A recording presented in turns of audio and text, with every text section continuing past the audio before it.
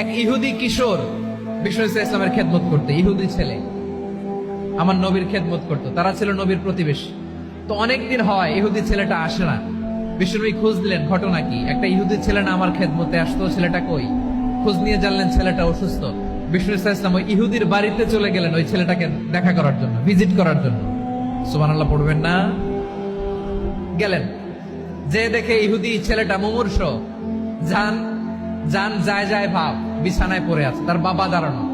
বিশ্বনবী তার মাথার পাশে বসলেন, মাথায় হাত বুলিয়ে দিলেন, আর ছেলেটাকে বললেন, আসলিম, হে ইহুদি ছেলে, আসলিম, ইসলাম ধর্ম গ্রহণ করো। তো ছোট্ট ছেলে ভাবে আমরা ইহুদি, এখন ইসলাম ধর্ম গ্রহণ করলে আব্বা যদি বকা দেয়।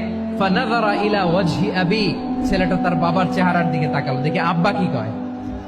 আব্বা যদি বলে তাইলে ইসলাম ধর্ম গ্রহণ করো।